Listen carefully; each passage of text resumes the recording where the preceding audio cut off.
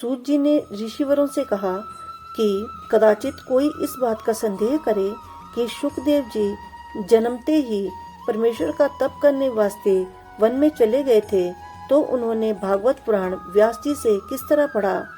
इसका उत्तर यह है कि शुकदेव ने ऋषिवर और मुनिवरों से ज्ञान चर्चा की, तब उनको यह हाल मालूम हुआ कि जिसके साधन करने से हरि चरणों से प्रीति हो वही परम धर्म है। इसलिए शुकदेव ने नारद मुनि से मिलकर पूछा कि महाराज, हमको ऐसा कोई ज्ञान बतलाइए जिसमें बीच चरण परमेश्वर के हमारा मन लगे। तब नारद जी बोले, इसका हाल तुम्हारे पिता अच्छा जानते हैं। हमने उनको बतला दिया। यह बात सुनकर शुकदेव जी वन से अपने पिता के पास वापस चले आए और उनके चरणों पर गिरकर बोले कि आप मुझे कोई ऐसी विद्या पढ़ाइए जिससे हरि चरणों में प्रीति लगे। तब व्यास जी ने कहा कि सिवाय भागवत पढ़ने के कोई दूसरा उपाय नहीं है।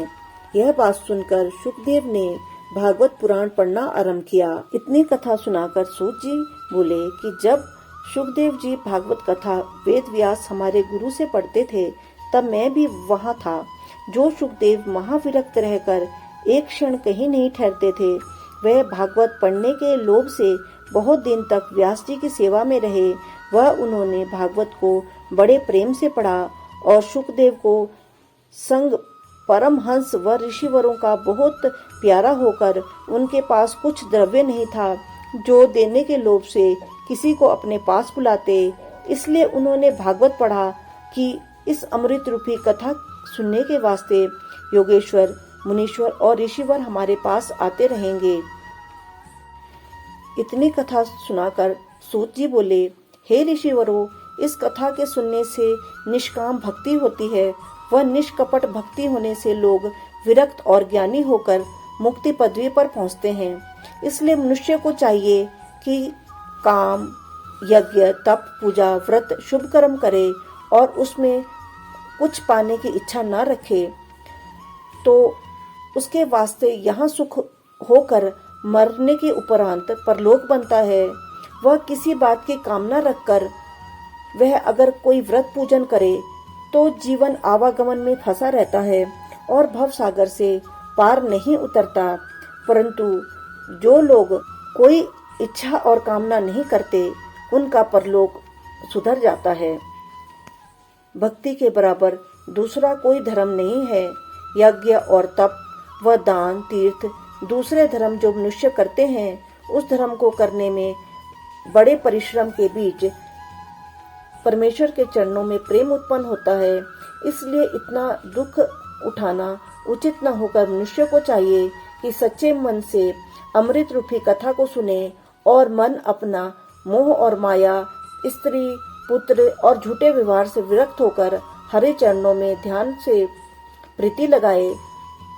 जो कोई अपना मन उस ज्योतिष रूप के चरणों में लगाकर परमेश्वर की लीला और कथा को सुनता है, उसके हृदय में काम, क्रोध, मोह, लोभ का मैल नहीं जमता।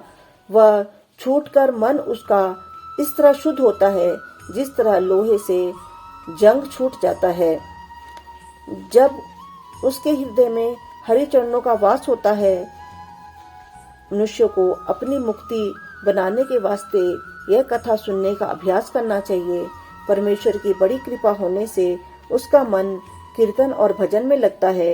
बिना भक्ति किए कीर्तन व कथा परमेश्वर की सुने मन शुद्ध नहीं होता।